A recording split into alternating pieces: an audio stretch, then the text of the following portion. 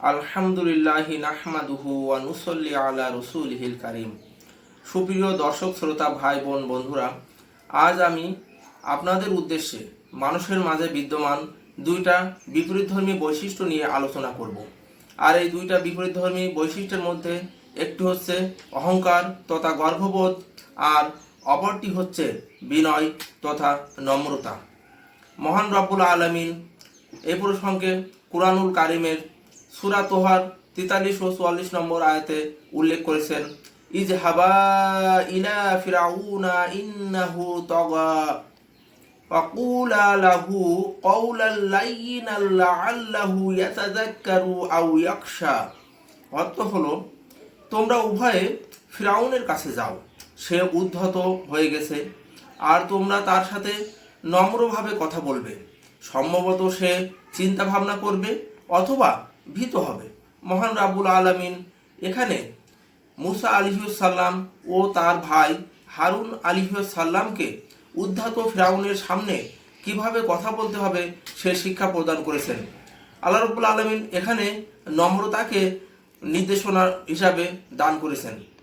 মহান রাব্বুল আলামিন সূরা বাকারার 238 নম্বর আয়াতে বলছেন, ওয়াকুমু লিল্লাহি কানিতিন, আর তোমরা আল্লাহর উদ্দেশ্যে দাঁড়াবে নম্রতা সহকারে। আল্লাহ রাব্বুল আলামিন সূরা লুকমানের 18 নম্বর আয়াতে উল্লেখ করেছেন, ওয়ালা তুসাইদ খাদ্দাকা লিন-নাসি ওয়ালা তামশি ফিল আরদি মারহা ইন্নাল্লাহা লা ইউহিব্বু কুল্লা মুখতালিন ফাখুর। অর্থ হলো, আর তুমি অবজ্ঞা সহকারে মানুষের থেকে তোমার চেহারাকে ঘোরাবে না, আর পৃথিবীতে গর্ব সহকারে পদচারণা করবে না। নিশ্চয় আল্লাহ রাব্বুল আলামিন কোনো উদ্ধত অহংকারীকে পছন্দ করেন না। মহান রাব্বুল আলামিন সূরা লুকমানের 18 নম্বর আয়াতে এই ঘটনা উল্লেখ করেছেন। এই ঘটনাটা মূলত হযরত লুকমান আলাইহিস সালাম তার পুত্রকে উপদেশস্থলে যে কথাগুলো বলেছিলেন তার একটি।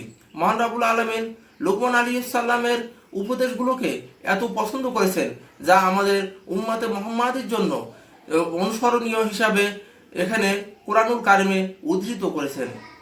এখন আমরা জেনে নিব যে হাদিস শরীফে রাসূল সাল্লাল্লাহু আলাইহি সাল্লাম এ প্রসঙ্গে কি বলেছেন। সহিহ মুসলিমের 6495 নম্বর হাদিসে এসেছে, নবীর সাল্লাল্লাহু আলাইহি সাল্লামের প্রিয়তমা স্ত্রী উম্মুল মুমিনিন আয়েশা রাদিয়াল্লাহু তাআলা আনহা বলেন, রাসূলুল্লাহ সাল্লাল্লাহু আলাইহি সাল্লাম বলেছেন, হে আয়েশা, আল্লাহ তাআলা নম্র ব্যবহারকারী, তিনি নম্রতাকে ভালোবাসেন। তিনি নম্রতার দ্বারা এমন কিছু দান করেন যা কঠোরতার দ্বারা দান করেন না, আর অন্য কোনো কিছু দ্বারাও তা দান করেন না। সহিহ মুসলিমের ঠিক তার পরবর্তী হাদিস অর্থাৎ 6496 নম্বর হাদিসে এসেছে, আয়েশা রাদিয়াল্লাহু তাআলা আনহা আরো বলেন, রাসূল সাল্লাল্লাহু আলাইহি সাল্লাম বলেছেন, নম্রতা কোনো বিষয়কে সৌন্দর্যমণ্ডিত করে, আর কোনো বিষয় থেকে নম্রতা বিদূরিত হলে তা কলুষিত করে। প্রিয় দর্শক, আমরা ইগো শব্দটা ব্যবহার করি অহংবোধ অর্থে।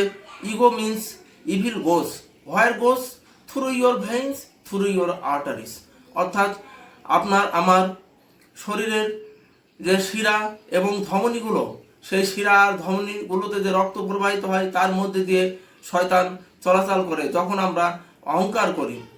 আর অহংকার হচ্ছে শয়তানের কাজ। পক্ষান্তরে আল্লাহ রাব্বুল আলামিন নম্রতাকে ভালোবাসেন।